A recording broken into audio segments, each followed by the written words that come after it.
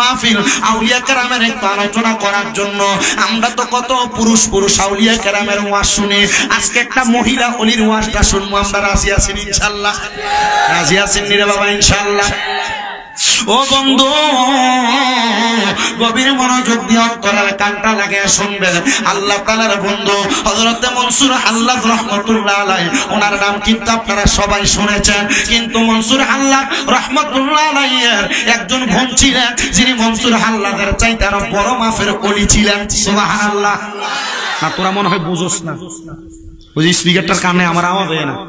আর আপনারা লাখ লাখ টাকা খরচ করে মাহফিল করেন, মাহফিলের ভিতরে মাইক আনে, সিকপিটে বেসাতে মাইক দিয়ে মাইক আনে। তুমি এত সুন্দর একটা মাহফিল, তুমি সুন্দর কিছু মাইকে সেটা আনতে পারলা না?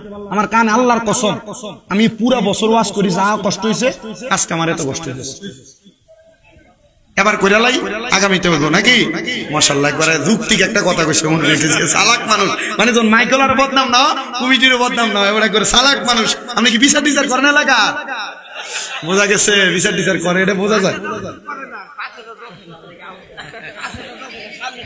ধরো অসুবিধা নাই, এবছরে চলো ইনশাল্লাহ। কি করেন আপনারা? আগামীতে ভালো মাল কিনবে, এটা বাংলা মাল, ঠিক আছে না? আমার কথা বাংলা মাল নি, এত শরম পাইতে ধরে নিতে আপনাদের। আচ্ছা যাক, যা হয়েছে মোটামুটি এখন যা আছে, এখন ধর ফাল্টানোর কোনো ব্যবস্থা নাই। আপনারা আমার লোকের কথা কইন, তাহলে আমি ওয়াজটা করে একটু তাইল পাবো, অসুবিধা হবে আপনাদের? ও বন্ধু, গভীর মনোযোগ দিবে। মনসুর আল্লাহর ওই বোনটা উনি ডাক দিয়া কয়, আমি দুনিয়ার জমিনের মধ্যে আমার ভাই মনসুর আল্লাহকে আনাল হক খোদা দাবি করছিল। কি দাবি করছে? খোদা দাবি করছে। কিন্তু মনসুর আল্লাহ আসলে খোদা দাবি করে নাই, উনি এটা দিয়া বুঝাইছে আমি খোদার সঙ্গে মিশে গেছি আল্লাহ তাআলার ইবাদতের মাধ্যমে। বন্ধুরে, ও নবীর উম্মতের দলেরা, আশিক রাসূল ভাই বাবারা, ওই মনসুর আল্লাহটা উনি ওনার বাড়ির মধ্য থেকে উনি শাম দেশে বসবাস করতেন, কিন্তু ওনার মা জননী অসুস্থ অবস্থায় ঘরের মধ্যে বসবাস করতেন। মনসুর আল্লাহর মা যখন অসুস্থ অবস্থায় ঘরের মধ্যে বসবাস করে, মনসুর আল্লাহ তার বোনটাকে ঘরের মধ্যে রেখে গেছে। হে আমার বোন, আমার মা তো একজন অসুস্থ মানুষ,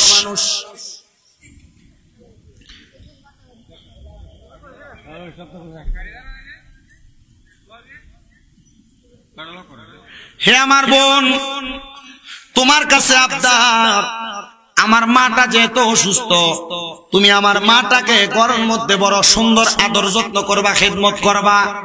মারহাবা বলেন।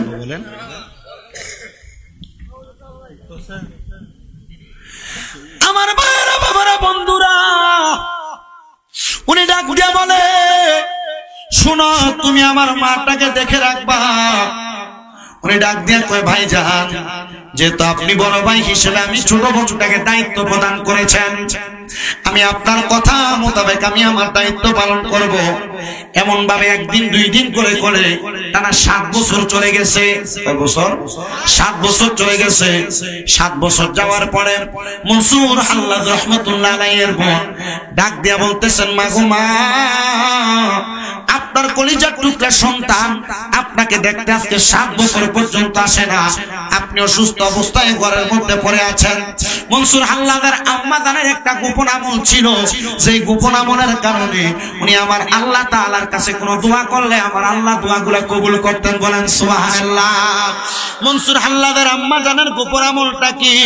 আল্লামা ফরিদউদ্দিন আত্তার রহমাতুল্লাহ আলাইহি লিখতেছে, ওনার আম্মা জান ফজরের নামাজের অনেক সময় আগে উঠা রাতের প্রথম 2 ভাগে উনি ঘুমাইতেন, আর শেষ ভাগে ঘুম থেকে উঠা ওয়া মিনাল লাইলি ফাতাহাজ্জাত বিহি নাফিলাতান লাকা আসা আইয়াবাসাকা রাব্বুকা মাকামান মাহমুদার অন্তর্ভুক্ত হইয়া মনসুর আল্লাহর মা রাত্রবেলা দাঁড়ায়া দাঁড়ায়া তাহাজ্জুদের নামাজ পড়তো। জোরে জোরে বলবেন না বাবা সুবহানাল্লাহ। বন্ধুরে, মা যখন তাহাজ্জুদের নামাজ পড়ে রে, ওনার আম্মা যা লাস্ট 7 বছরের মধ্যে প্যারালাইজড হইয়া ঘরের মধ্যে একা একা পড়ে রইলেন। উনি হাঁটতে পারেন না, চলতে পারেন না। মনসুর আল্লাহর বোনটা ওনাকে সুন্দর করে নামাজের সময় ওযু বানাইয়া দেয়, উনি বসে বসে আল্লাহ তাআলার ইবাদত করে, তাহাজ্জুদের নামাজও পড়ে। কিন্তু মনসুর আল্লাহর আম্মা যা লক্ষ্য করে দেখলেন, 7 বছরের শেষ 3 মাস সময় মনসুর আল্লাহর বোনটা রাতের প্রথম ভাগে ওনার আম্মা আম্মাজান ঘুম রোয়া ঘর থেকে কোথাও যেন বের হয়ে চলে যায়।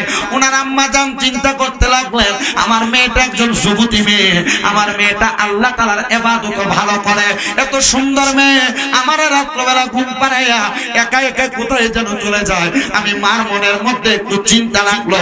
মা জননী কি করলেন, উনি ঘরের মধ্যে সুন্দর একটা চিঠি লিপিবদ্ধ করে মনসুর হাল্লাদের সমীপে প্রেরণ করলেন। এ মনসুর হাল্লাস, আমি মা জননী তোমার সঙ্গে কিছু কথা বলতে চাই, তুমি মনসুর হাল্লাদার দেরি করবা না, আমি মা জননীকে দেখার জন্য তুমি তাড়াতাড়ি এই এলাকার মধ্যে চলে আসো। মনসুর হাল্লাস মায়ের চিঠিটা পাইয়া আস্তে আস্তে আস্তে আস্তে গো মা জননীর কাছে এসে ডাক দিয়া বলে, মা গো মা,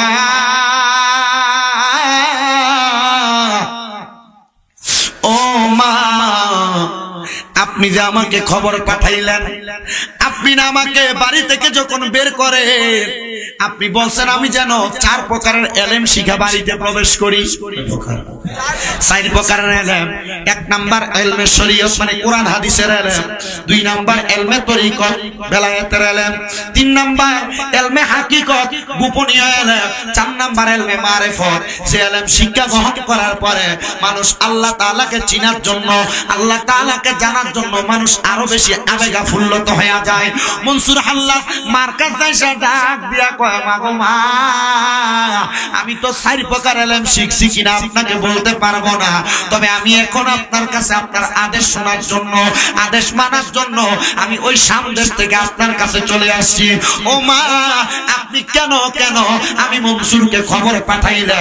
ওই মা ডাক দিয়া কয়, মনসুর রে,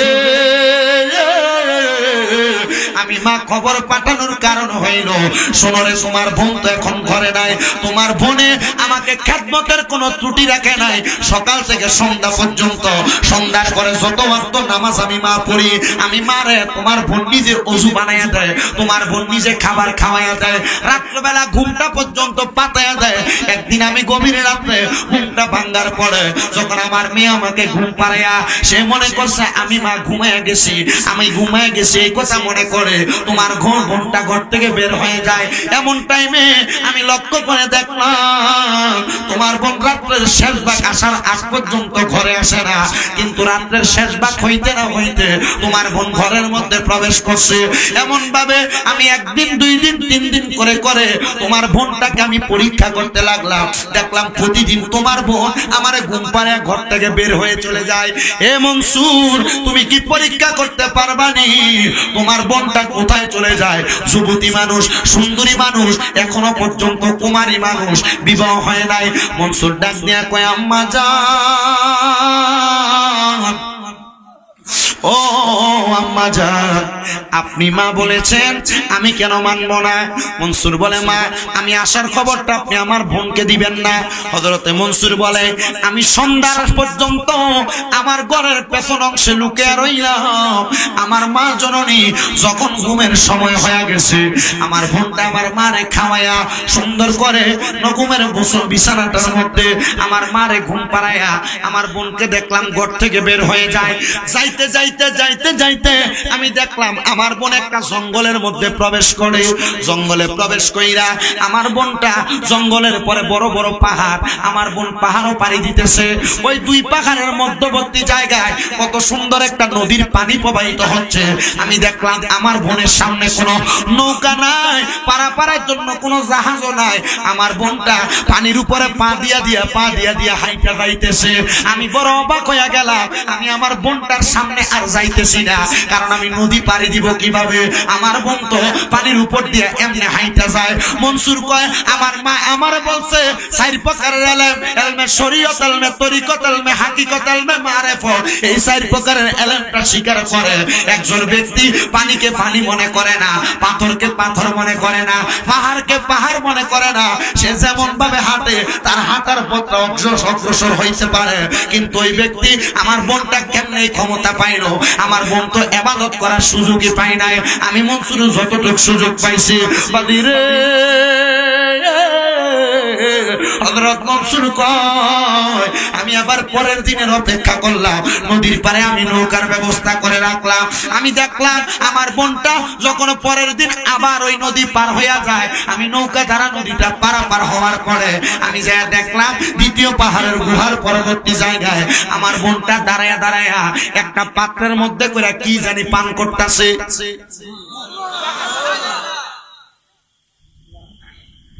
মনসুর আল্লাহকে আমি আমার বোনকে এটা দেখে আমি অবাক হইলাম, কি পান করে এটা, আর আমার বোন এটা কি পানি, এটা পান করার জন্য উনি এত দূর থেকে হাইটা হাইটা রাত্রবেলা চলে আসে। মারাবা কইতেন হযরত মনসুর আল্লাহ বলে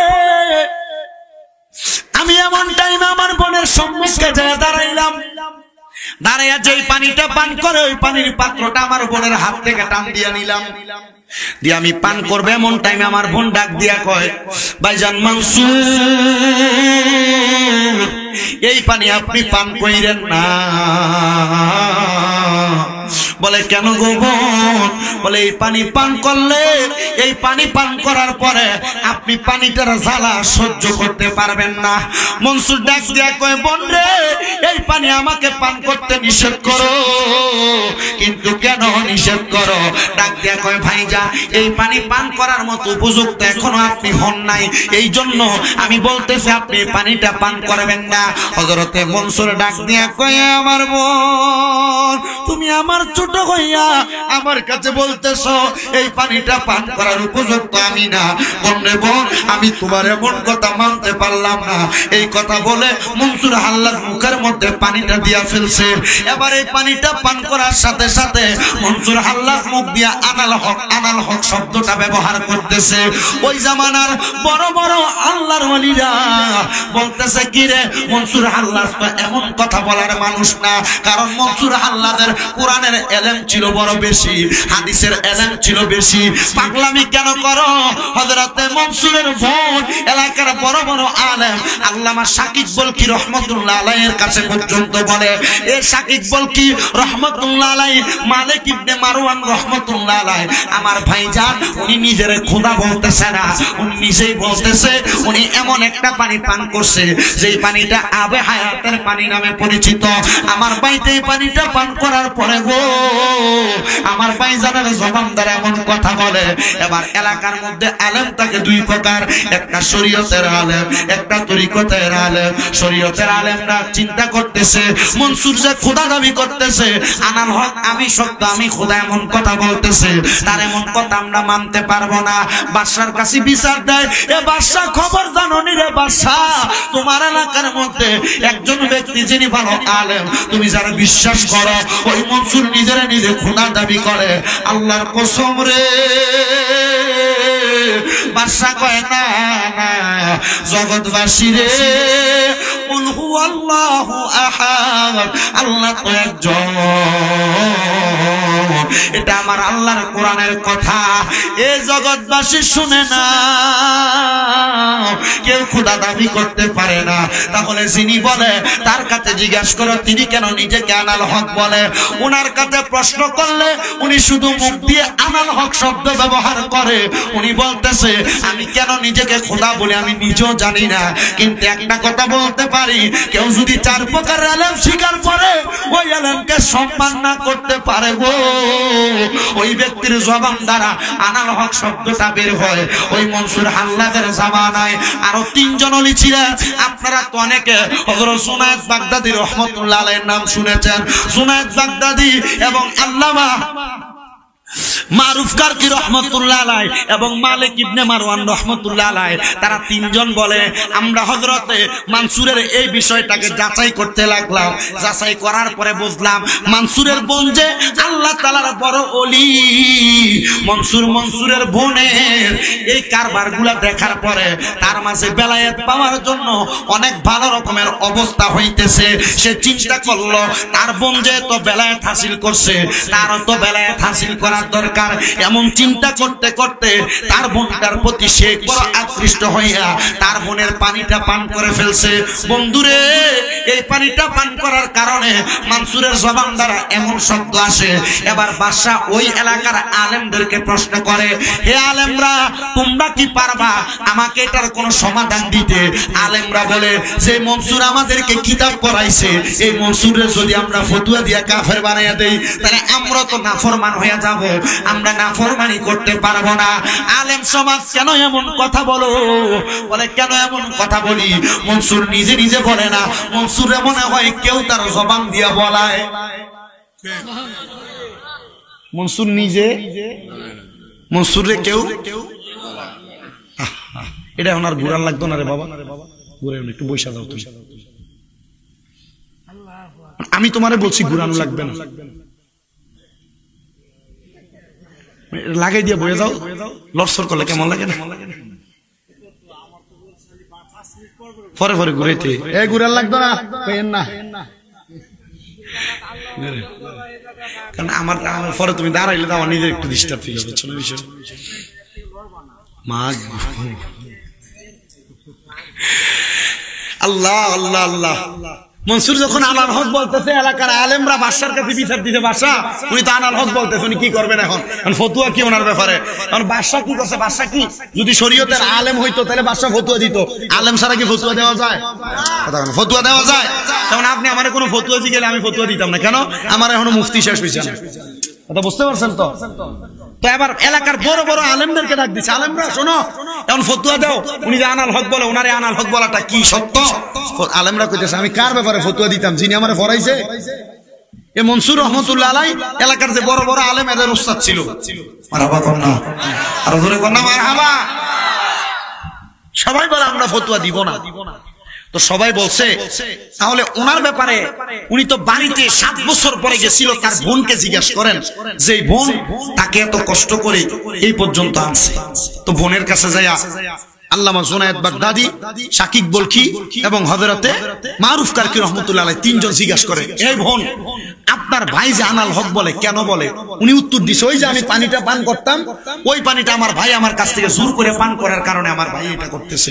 তবে আমি আমার ভাইরে বলছিলাম, ভাই এই পানিটা আপনি পান করেন না, এটা পান করলে এটার জ্বালাটা আপনি সহ্য করতে পারতেন না। আল্লাহু আকবার বলবেন না?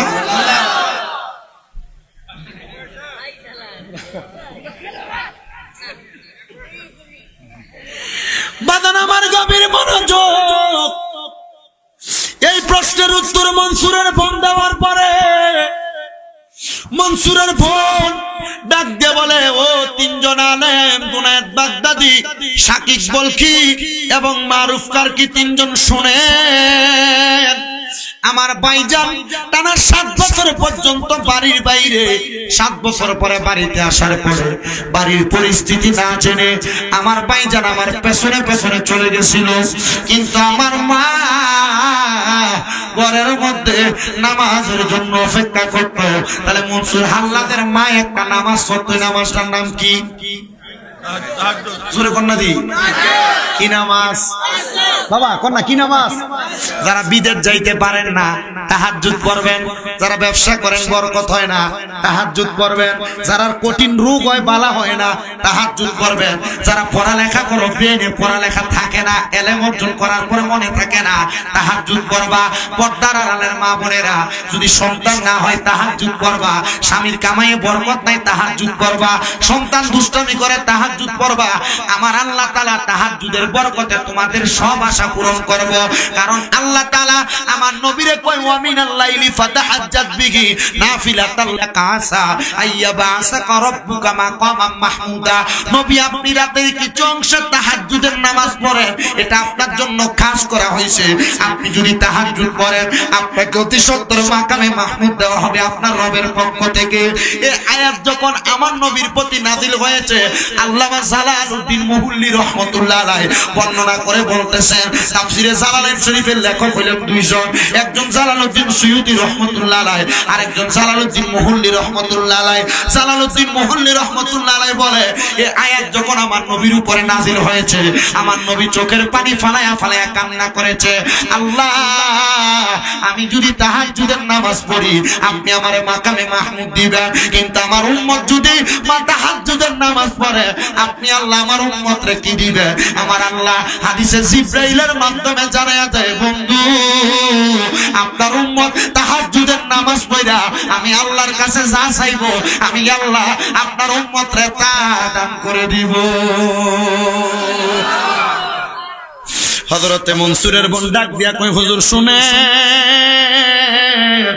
আমি ঘরের মধ্যে আইসা দেখি আমার ভাই তো আনাল হক বলে, আমার ভাইয়ের সঙ্গে কথা বলতে বলতে আমার মা জননীর তাহাজ্জুদের নামাজের ওযুর দেরি হয়ে গেছে।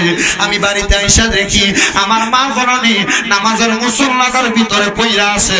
আমার মা ডাইনও যায় না বামেও যায় না, কারণ মা তো প্যারালাইসিস হয়ে গেছে, মা লড়তে চড়তে পারে না। আমি আমার মাকে ডাক দিলাম, মা আজকে তো তাহাজ্জুদ পড়তে পারেন না, আপনি মা জননী ফজরের নামাজ পড়বেন, আমি আপনাকে ওযু করে দিব। হুজুর আমার মায়ের ওযুর পানিটাই না, আমি আমার মায়ের সামনে আইসা যখন আমার মারে ডান দিকে হাতটা দিয়া ধরলাম গো, আমি দেখলাম আমার মা ডাইনও লড়ে না বামেও লড়ে না, আমার মা হঠাৎ করে একদিকে কাত হয়ে পড়ে গেছে।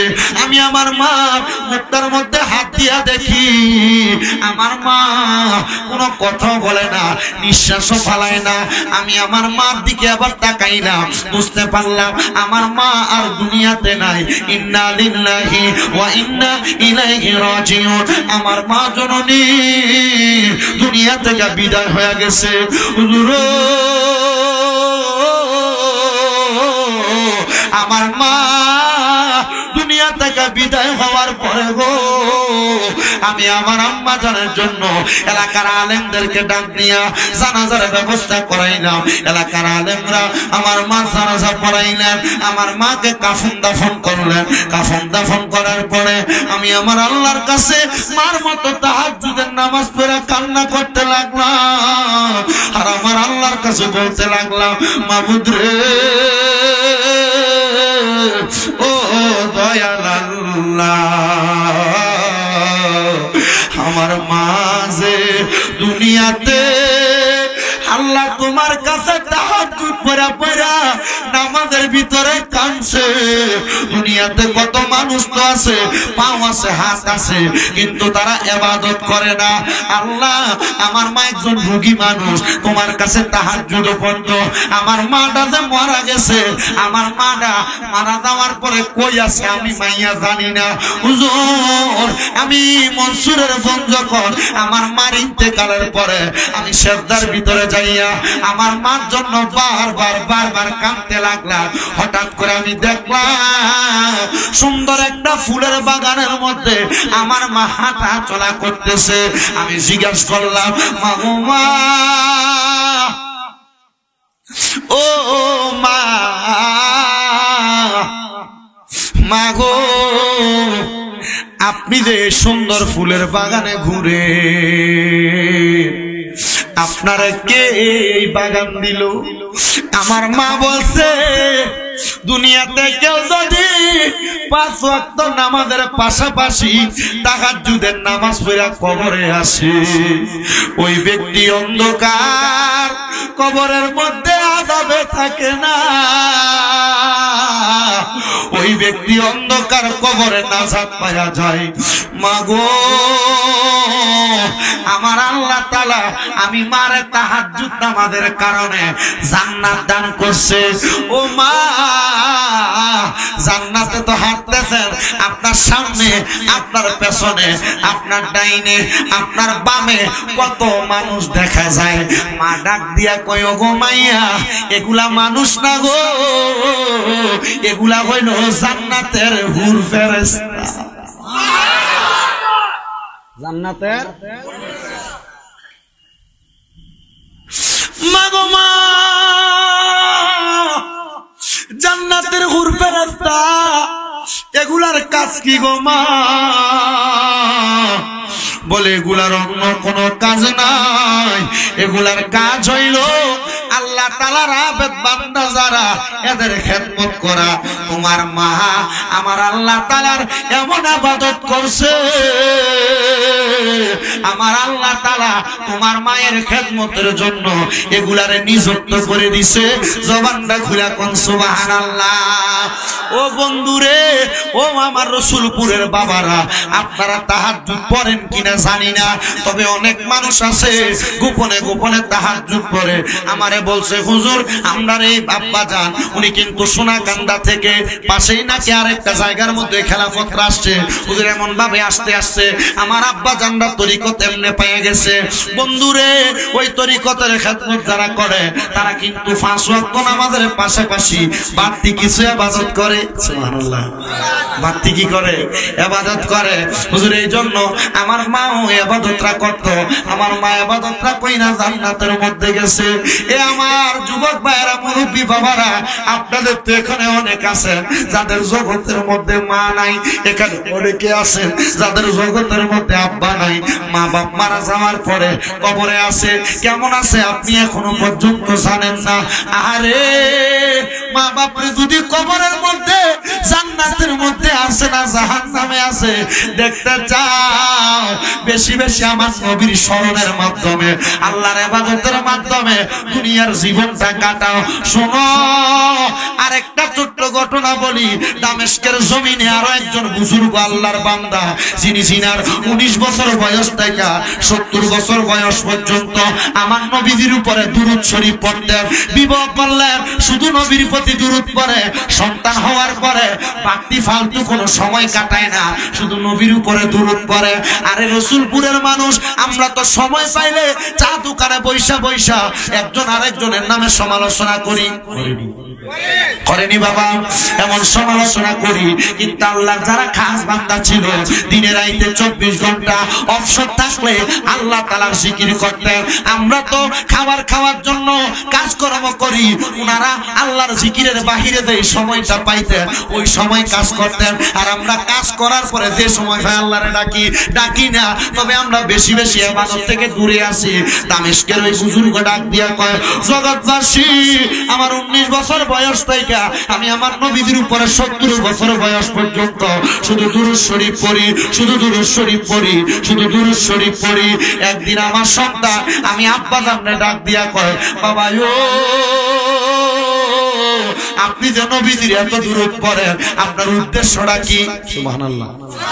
আমি যদি জিগাই আপনারা কেন মাহফিল আসছেন, আপনারা কইবেন হুজুর আমরা জীবনের গুনাহ মাফ করানোর জন্য, মা বাপ কবরে, মা বাপের কবরের আযাব মাফ করানোর জন্য। হুজুর মৌলভী মোহাম্মদ আলী পীর সাহেব উনি একজন ভালো মানুষ ছিল, ওনাকে আমরা স্মরণ করে মাহফিলে আসি, হুজুর যেন আল্লাহ তাআলা আমরাও মাফ করে, ওনার সাথে আমরাও কবুল করে। এজন্য কথা কোন ঠিক কিনা? আর জোরে কোন না ঠিক কিনা? আচ্ছা বাজান আমার না না এগুলো কেন না না এটা পরে যেটা মিনি ইয়া করে দাম, পরে পরে কথা কইতেছি জান আমরা ফোন দেব আপনাকে। আমার বাজান গভীর মনোযোগ দিবেন, অন্তরের কানটা লাগাইয়া শুনবেন। দুনিয়ার জমিনের মধ্যে থাকা অবস্থায় আল্লাহর খাস বান্দা ওনার সন্তান ডাক দিয়া কয়, বাবা আপনি কেন নবীজির এত দুরূদ পড়েন? ওই বাবা ডাক দিয়া কয়, আমি নবীজির দুরূদ শরীফ পড়ার কারণ হইল আমি যেন আমার মরণের আগে একবার নবীরে দেখতাম পাই। জোরে কোন সুবহানাল্লাহ। বন্ধুরে, ওই ব্যক্তি যখন কান্না করে রে, আমার দয়াল নবী রাহমাতুল লিল আলামিন নবীজি এমন ভাবে ওই বান্দাটাকে এখনো দেখা যায় নাই। কান্দে কয় বছর? 70 বছর, কিন্তু এখনো নবীর দেখা পায় না। ছেলে ডাক দিয়া কয়, আব্বা বয়স তো অনেক হইছে, আপনি তো নবীর দুরূদ শরীফ পড়তেছেন, আপনি তো নবীর দিদারি পান নাই। ও আব্বা আপনার কাছে জানতে চাই আপনি কেন আর নবী নবী করবেন, যেহেতু এত বছর পান নাই আর তো পাবেন না। ওই বুজুর্গ বলে, আমার সন্তানের কথা শুই না আমি আর দুরূদ শরীফ পড়ি না, আমি আবার রাত্রবেলা ঘুমাইয়া গেছি। কি করছে? ঘুমাই গেছে। বুজুর্গ ব্যক্তি নিজে বর্ণনা করে, আমি ঘুম থেকে সজাগ হওয়ার আগে হঠাৎ করে দেখলাম আমার ঘরটা একটা ছিন্ন ছিন্ন ঘর। পাটি অঞ্চল আপনাদের একবার নরমাল জীর্ণ শীর্ণ ঘর আছে না, এমন অনেক জীর্ণ শীর্ণ ঘর, রোদ্র উঠলে আমার ঘরের মধ্যে সকাল সকাল আলো প্রবেশ করে। আমি হঠাৎ করে ওই জীর্ণ শীর্ণ ঘরের মধ্যে গো, আমি এই ঘরের মধ্যে আমি রাত্রবেলা ঘুমানোর পরে দেখলাম আমার ঘরটা আলোকিত। আমি চক্ষু খুলতে পারলাম না, এমন আলো। ঘুমাইয়া রয়েছে, হঠাৎ করে যদি দেখা আলো, ডাইরেক্টলি চোখ খুলতে পারে না। চোখ কষালুনের পরে, ডলার পরে, কিছুক্ষণ পরে আস্তে আস্তে চোখ খুলে আসে না এমন। আমি চক্ষু খুলতে পারলাম না, এমন টাইমে আমি হঠাৎ যখন আস্তে আস্তে চোখ খুললাম, আমি চক্ষু খুলে দেখলাম আমার ঘরের মধ্যে কে জানি একজন হাজির, ওনার চেহারাটা ঢাকনা দেওয়া। আমি আমার চক্ষুটা খুইলা জিজ্ঞাসা করলাম, কে আপনি গো, আপনার পরিচয়টা কি? উনি আমারে ডাক দিয়া কই, যে নবীরে দেখার জন্য টানা 70 বছর বয়স পর্যন্ত দুরূদ শরীফ পড়েছ, আমি হইলাম ওই নবী। কি গো মায়ার নবী, রাহমাতুল লিল আলামিন নবীজি, এতদিন তো আপনি নবী আমারে দেখা দেন নাই, এতদিন আপনারে ডাকলাম, আর আজকে না ডাইকা ঘুমায় গেছি, আপনি নবী আমারে দেখা দিলেন পর্যন্ত টানা আমি নবীরে ডাকে, আজকে কেন ডাকে না? আজকে আমি নবী তোমারে দেখার জন্য তোমার ঘরে চলে আসলাম। ইয়া রাসূলুল্লাহ, ইয়া হাবিবাল্লাহ, আপনার চেহারা মুবারকটা তো ঢাকনা দেওয়া, আপনি নবীর চেহারা মুবারকটা আমি একবার দেখতে চাই। আমার নবী ডাক দিয়া কই, পাগল, আমি নবীরে ঘরে বসে দেখতে পারবা না, আয় রে আয়, মদিনা শরীফে চলে আয়। মদিনায় আসলে আমি নবী তোমাকে দিদার দান করব। জোরে জোরে বলেন সুবহানাল্লাহ। একবারে দিদার দিবেন গো নবীজি, আমার নয়ন ভরে তোমায় দেখব। একবারে দিদার দিবেন গো নবীজি, আমার নয়ন ভরে তোমায় দেখব। একবারে দিদার নবীজি, আমার নয়ন ভরে তোমায় দেখব।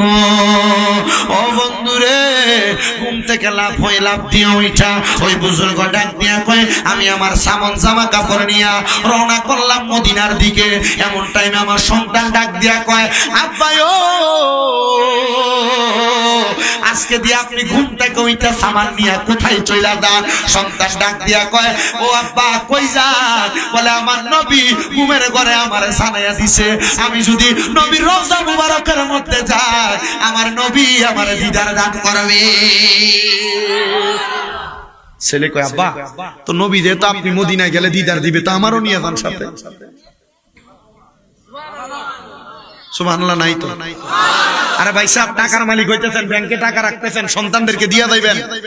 এই সন্তান আপনার মরার পরে তার সন্তানের মুসলমানের ভিতরে, বিয়ার ভিতরে গান বাজনা করবার কবর আপনার ফেরেশতা কি লাগবে? কথা কন না কেন? তো জায়গা জমি যা আছে এক কোনা দিয়ে একটু বেচছে, আগে যে কোন রকম মক্কা মদিনা দেখে আসে। কথা কন না কেন? ঠিক আছে না বাবা? আগে যে মক্কা মদিনা দেখে আসেন, সন্তানদের থাকার মতো একটু জায়গা দেন, এরপরে যদি বাড়তি থাকে এখান দিয়ে একটু বেচেন। আর নাইলে সন্তানরে কোন, তুই আমার হদে ভাড়া, আর নাইলে আমি এক কোনা দিয়ে বেচছি, আমি দাম। কথা কন না কেন? আর অনকালা উমরা হজ করতে 1,40,000 হইলে চলে। কোন রকম যদি বড় হজের করার মতো যদি সেই তৌফিক না থাকে, উমরা হজটা করে আসেন, 1,40,000 টাকা, বেশি কিছু না। আর মরার পরে একবার আল্লাহর কাছে বলতে পারেন, আল্লাহ আমার সম্পদ ছিল না, তোমার নবীরে দেখতে পারিনি, আমার আমল ভালো ছিল না, তবে তোমার নবীর রওজাটা আমি একবার দেখেছি। কথা কন না কেন? এই ওয়াজটা তখন কাজে লাগবে যখন আপনারা এই কথা থেকে ইন্সপায়ার হয়ে আপনার মনে আবেগ আনবেন, হ্যাঁ আমি একবার মদিনার নবীরে দেখব। মুরব্বীরা, বয়স অনেক হয়েছে, অনেক বয়স হয়েছে, জায়গা জমি আছে, সন্তানকে দিয়া যাবে। এই সন্তান কিন্তু মরার পরে, মানি দিয়ে আসার পরে, এমন অনেক সন্তান আছে যারা মা বাপের কবর কোনটা গুরুস্থানে নিয়ে দেখাই দিলে কইতে পারতো না। আছে না এমন? ভুলে এমন বহুত ফুটাইতেছে, বহুত। মা বাপরে মাটি দেওয়ার পরে কবর কোন জায়গাটা ছিল বলতে পারতো। বাবা রে, আপনাদেরকে নিয়ে বসছি আমি। এই কথাগুলা কেন বলছি জানেন? কথাগুলা বলার মূল কারণ হইল আপনারা যেন নবীর রওজায় একবার যান। সুবহানাল্লাহ কর না? আর জোরে কন্যা সুবহানাল্লাহ। আরে আমারে আজকে আজমিরিগঞ্জের গতকালকে আজমিরিগঞ্জের এক ছেলে কল দিছে জুমার নামাজের আগে, হ্যাঁ ফোন দিয়া কই হুজুর আপনি যাইবেন আমরা এলাকা, আমি জানি হুজুর আপনি একটু আমার আব্বাটার লেগে দোয়া করবেন, আমার আব্বা মক্কায় হজ করতে যায় মারা গেছে। সুবহানাল্লাহ কর। আমি জিজ্ঞাসলাম তো তোমার আব্বা মক্কা হজ করতে যায় মারা গেছে, বাড়িতে আনছো? হুজুর আমার আব্বারে আনছি না, আমার আব্বার ওই জায়গায় দাফন করাইছি। হুজুর আমার আব্বা যান গরু বেচ্চা আমার আব্বা হজে গেছে। আব্বারে জিজ্ঞাসলাম আব্বা গরুটা দিয়ে বেচ্চালাম, আপনি তো গরুর লেগে ঘাস কাটতে কাটতে বুড়া বয়সের সময় কাটে, আব্বা তাইলে গরুটা বেচার পরে আপনি কি করবেন? আব্বা কইছে আমারে মক্কা মদিনা যায় দেখায়, এরপরে তসবিহ কইনা কইনা সময় কাটাবো। আর জোরে কন্যা সুবহানাল্লাহ। বাবাজি টাকা পয়সার মালিক হইছেন, তবে এখন থেকে একটু মক্কায় যাওয়ার নিয়ত করেন। মাসে যা বেতন পান যুবক ভাই যারা আছেন এই বেতনের থেকে 1000 টাকা 500 টাকা করে জমান, যেন মরণের আগে একবার মক্কা মদিনা যাইতেন পারেন। কি কোন আপনারা বউরে দামি গয়না কিনা দিবেন, বউ কিন্তু আপনারা কিন্তু মক্কা মদিনা দেখার স্বাদ মিটাইতে পারবে না। আল্লাহ যেন মরণের আগে একবার মক্কা মদিনা দেখার তৌফিক দান করেন। জোরে করেন আমিন। আল্লাহুম্মা সাল্লি আলা মাদনা বিয়ানা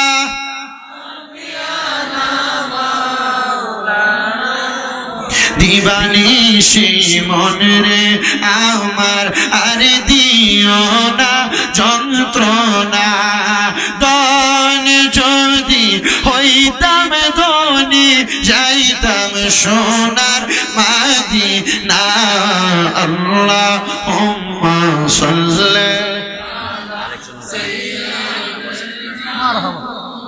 মাদনা জোরে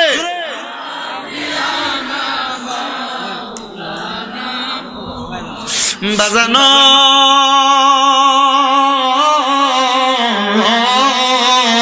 হে আমার রসুলপুর এলাকার ভাই বাবারা বন্ধুরা, পর্দার অন্তরালের মা বোনেরা গো, এবার ওই ছেলেটা তার আব্বারে ডাক দিয়া কয় আব্বায়ু আপনি যে তো মদিনায় যাইবেন নবীরে দেখবার লাগা, আব্বা আপনি যে নবীর উম্মত, আমি ফুতেও তো ওই নবীর উম্মত, আমারও তো মনটা চাই ওই নবীরে দেখার জন্য। ওই বাবা কয় সন্তান রে যে তো মনে মনে এই কথা বলছো, চলো চলো চলো আমি আব্বা তোমার নবীরে দেখবার জন্য নিয়ে যাব। ওই সন্তান আব্বার সঙ্গে রওনা করলে যাইতে যাইতে যাইতে যাইতে দামেস্ক এবং মদিনার মাঝখানে যে পৌঁছাইছে, ওই জায়গায় পৌঁছাইয়া হঠাৎ করে ওই বুজুর্গ আব্বা জান অসুস্থ হয়ে গেছে। ওই মরুভূমির মধ্যে একদিন অসুস্থ অবস্থায় পড়ে রইল, 2 দিন অসুস্থ অবস্থায় পড়ে রইল, 3 দিন অসুস্থ অবস্থায় পড়ে রইল।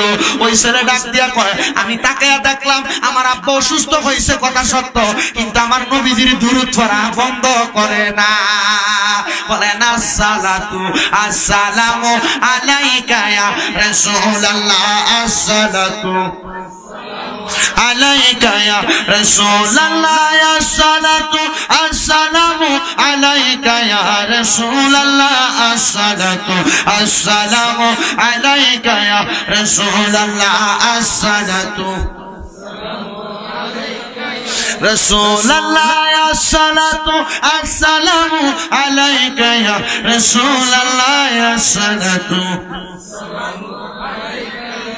আরিনি বিজামালিকা ইয়া রাসূলুল্লাহ। ও মুসলমান, ও নবীর উম্মতের দলেরা, আশিক রাসূল ভাই বাবারা, ওই ছেলে বলে আমার আব্বা অসুস্থ হয়ে গেছে, আমি দেখলাম আমার আব্বা জান অসুস্থ অবস্থায় ওই জায়গার মধ্যে দুরূদ শরীফ আদায় করে। আমি আমার আব্বা জানকে বলতে লাগলাম হে আব্বা আপনি তো অসুস্থ মানুষ, আপনি নবীজির দুরূদ শরীফ আদায় করতেছেন, বাবা গো আপনার কাছে আমি সন্তানের একটা আবদার, আপনি একটু আমার আল্লাহ তাআলাকেও ডাকেন। আব্বা ডাক দিয়া কয় সন্তান তুমি কি জানো না আমার আল্লাহ তাআলাকে ডাকলে আমার আল্লাহ তাআলা যেমন খুশি হয়, নবীরে ডাকলে আমার আল্লাহ তাআলা তেমন খুশি হয়। হে আমার বাবাজিরা বন্ধুরা, হে আমার ভাইয়েরা, একটু মনোযোগের সাথে আলোচনাটা শ্রবণ করবেন। পর্দার আড়ালে অনেক মা বোনেরা বসে আছেন, আপনারা মনোযোগের সাথে স্মরণ করবেন। এই জান্নাতের বাগান মাহফিলের মধ্যে আইসা যেহেতু মৌলভী মুহাম্মদ আলী পীর সাহেব আল্লাহ করতেন, নবীর দুরূদ আদায় করতেন, আপনারা যদি এমন ইবাদতকারী হন, ওনার স্মরণে যেমন মাহফিল হয় আপনার স্মরণে এমন মাহফিল হবে। মাহফিল যদি না হয় আপনাদেরকে আমার আল্লাহ তাআলা কবুল করে নেবে। এই সন্তানের দলেরা, এই নবীর উম্মতের দলেরা, আশিক রাসূল রাসূল বাবারা ওই সন্তান দেখলেন ওনার আব্বা এবার জবান বন্ধ কিন্তু হাতের মধ্যে গন্তাছে দুরূদ শরীফ সুবহানাল্লাহ কোন সুবহানাল্লাহ কোন জোরে বন্ধুরে আমার এবার ওই ছেলেটা আব্বার এমন অবস্থা দেখা আল্লাহর কাছে দোয়া করে আল্লাহ আমার আব্বা যা এমন অবস্থার মধ্যে পড়ে গেল এখন যদি মারা যায় কে আমার আব্বা জানরে গোসল করাইবো কে আমার আব্বা জানরে কাফন করাইবো কে আমার আব্বা জানরে দাফন করাইবো আমি এমন ভাবে চিন্তা করতে লাগলাম চিন্তা করতে করতে আমি আমার আল্লাহ তাআলার কাছে দোয়া করলাম হঠাৎ করে দেখি আমার আব্বা জানের দুমটা চলে গেছে আমার আব্বা জানের মুখের মধ্যে নাকি হাত দিয়ে আমি চিন্তা করতে লাগলাম হায়রে যেটার ভয় পাইছি ওইটাই তো হইল আমার আব্বা জানের কে এখন আর কাফন দাফন করব এমন চিন্তা করতে করতে ফজরের সময় হয়ে গেছে আমি ফজরের নামাজ পড়লাম নামাজে সালামটা ফিরিয়ে দেখি ডান দিক থেকে বাম দিক থেকে সামনে থেকে পেছন থেকে মানুষের জন সমাগমের আওয়াজ শোনা যায় মরুভূমিতে মানুষ আসেনি হ্যাঁ মরুভূমিতে মানুষ থায়নি তাই না তো আর আগের যুগ যেগুলো আরো 400-500 বছর আগে এই সময় তো আরো কঠিন যুগ ছিল কথা কই না কেন আরো কঠিন যুগ ছিল না মরুভূমির মধ্যে ছেলে ডাক দিয়ে আমি চিন্তা করলাম দেখলাম দলে দলে মানুষ আইসা আমার আব্বা জানের লাশটা ঘর থেকে বাইর করছে গোসল করাইছে কাফন পরাইছে একসাথে রাইখা কাতারে দাঁড়ায় গেছে আমার বলছে নামাজ পড়াইতে আমি জানাজার নামাজ পড়াইয়া আমার আব্বা জানরে তারা নিজ হাতে দাফন করছে সবাই চলে যাইতেছে হঠাৎ করে আমি একজনের ডাক দিয়া বললাম ভাই সাহেব আপনি কে আপনার পরিচয় কি উনি আমারে কোনো উত্তর না দিয়া ডাক দিয়া কয় আপনি কি জানতে চান বলেন ভাইজান আমি জানতে চাই আমার আব্বা যে মারা গেছে আমি তো কাউরে খবর দিছি না আপনি খবর পাইলেন কেমনে মানুষ মরলে এলাকা মাইকিং করেনি মাইকিং করে না শুনেন আশিকে রাসূলরা মরলে এর মাইকিংও লাগে না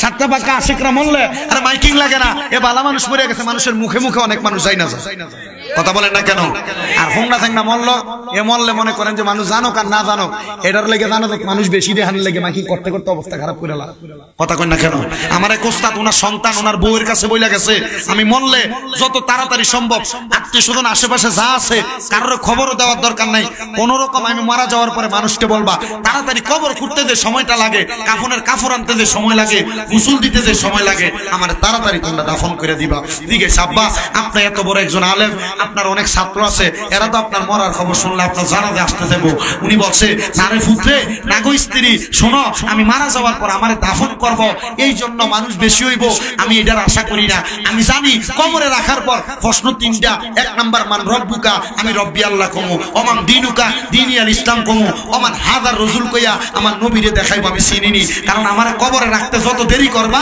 আমার নবীরে আমার দেখতে তত দেরি হইব তাড়াতাড়ি দিবা আমি আমার নবীরে তত তাড়াতাড়ি দেব আচ্ছা চিন্তা করেন এই কথা তার মুখ দিয়ে বাইরে উনি কেমন আলেম কথা কই না কেন কেমন আলেম চিন্তা করেন চিন্তা করে দেখেন আল্লাহ তাআলা চাইলে তো আপনারে আর আমারও বানাইতে পারে অন বানাইতো কেমনে আমি তো হারাম খাই সুদ খাই ঘুষ খাই পরের হক খাই মিশা কথা কই আসিনি এমন কথা কই না আসিনি সুদও খায় নামাজও পড়ে তো এটারে কেমনে বানাইতো আল্লাহ এমন আছে না এমন আমার বাবাজিরা বেশি কষ্ট দিব না এই ওয়াকিয়াটা বলে আমি আমার আলোচনা ইতি টানার চেষ্টা করতেছি বন্ধুরে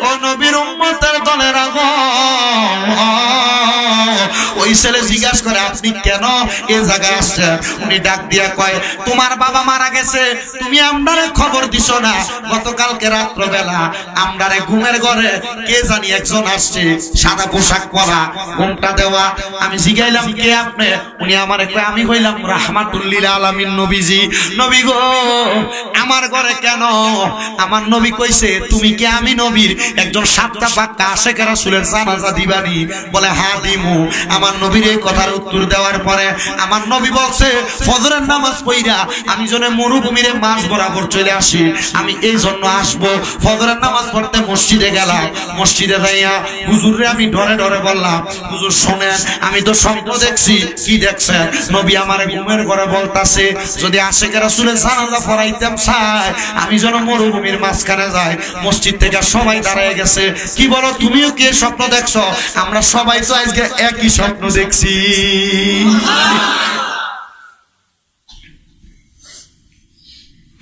ইমাম সাহেব আমিও তো দেখছি আশিকে রাসূল, কি তার জানাজা, কি তার নাম, চলো যায় তার জানাজার নামাজ আমরা পড়বো। সবাই একসাথে জানাজার নামাজ পড়ছে। ওই ছেলে ডাক দিয়া কয়, আমি তাহাজ্জুদের নামাজ পড়া মুরাকাবা করলাম রে, আমি মুরাকাবার মধ্যে আমার আল্লাহরে কইলাম, আল্লাহ আমার আব্বা যে নবীর লাগে এত পাগল ছিল, নবীরে দেখবার জন্য নবীর বাড়ি মদিনায় যাইতে চাইছে, আমার আব্বা তো মদিনায় যাইতে পারছে না। আল্লাহ আমার আব্বা জান্নাতে গেছে না দুজকে গেছে, আমি ফুতের জানতে বড় মন চাই। ওই ছেলে কয়, আমি নামাজ পড়া সাজদায় দেয়া কাঁদতাছি রে, এমন টাইমে আমি দেখছি আমার ঘরটা নূরের আলোতে ঝলমল করতেছে। আমি আমার আব্বা হঠাৎ কইরা মাথাটা উঠে দেখলাম আমার ঘরের মধ্যে সুন্দর চেহারাওয়ালা, শরীরটা ঝিকমিক আলোতে আলোকিত হয়ে গেছে। আমি আমার তার দিকে তাকিয়ে বললাম, কে আপনি? উনি মাথার কাপড়টা উঠে কয়, আমি তোমার আব্বা। ও আব্বা, আপনি না মারা গেছেন, কেমনে আসলেন?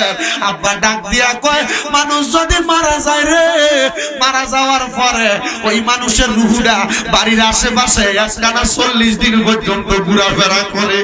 আব্বা, আপনি যে মারা গেছেন, মরার আগে আপনার একটা শখ ছিল নবী দেখবেন, নবী দেখছেন নি? আব্বা আমার জবাব দেয়, পুত্রে ফুল, মরার আগে শুধু নবী দেখছি না, আমার জানাজায় কত মানুষ আইছে দেখছুনি। আমার নবী বলছে, আমার নবী নিজে আমি আশেকের জানাজায় মানুষগুলারে পাঠাইছে।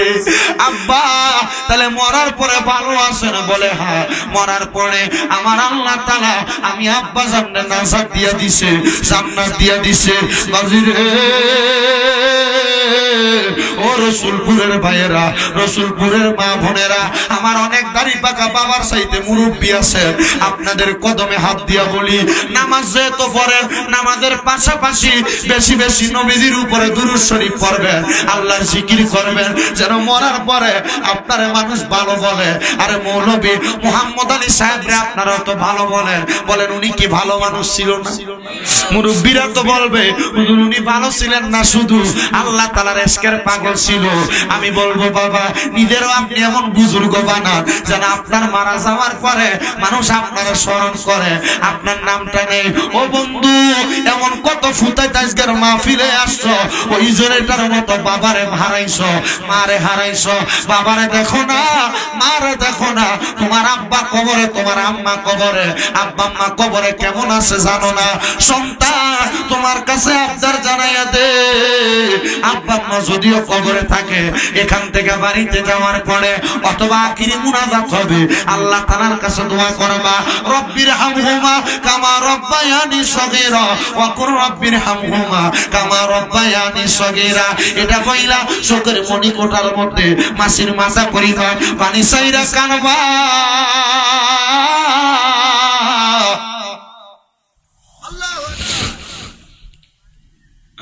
আমার আল্লাহর নবী কয়, কোন সন্তান যদি রব্বির হামহুমা কামা রব্বায়ানি সগীরা বইলা চোখের মনি কোটার মধ্যে একটা মাসির মাথা পরিমাণ পানি সাইরা কান্দে, ওই পানিটা মাটিতে পড়ার আগে আমার আল্লাহ তার মা বাবার জীবনের গুনাহ মাফ করে দেয়।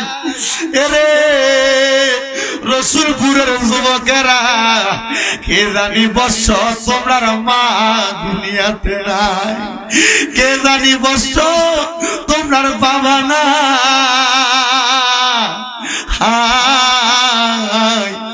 আব্বা আম্মারে বাসপুরার নিচে পুকুর পারে গোরস্থানে শোয়া দিছো, আব্বা আম্মা কবরে কেমন আছে জানো না? সন্তান রে, মুনাজাতে আব্বা আম্মার জন্য দোয়া করবা। আবার অনেক সন্তান আছে, মা বাপ বাচ্চায় আছে, কিন্তু ওই মা বাবারে সন্তান বাদ দেয় না, মা বাবারে সন্তান দেখা রাখে না। বিয়া করার পরে বাইয়ে বাইয়ে ঝগড়া করে মা বাপরে জুদা করে দিছে। এ সন্তান দে, পারলে তোর পাউডি আমার সামনে দে, আমি স্বামী দাদার জিব্বাটা দিয়া তোর পাউডি পরিষ্কার করে দেই। তবুও তুই যদি ওই মা বাপরে আলাদা করে থাকো, ওই মা বাপরে জুদা করে থাকো, এখান থেকে বাড়িতে যাওয়ার পরে ওই মা বাবার পায়ে ধইরা হাতটা দিয়া বলবা, মা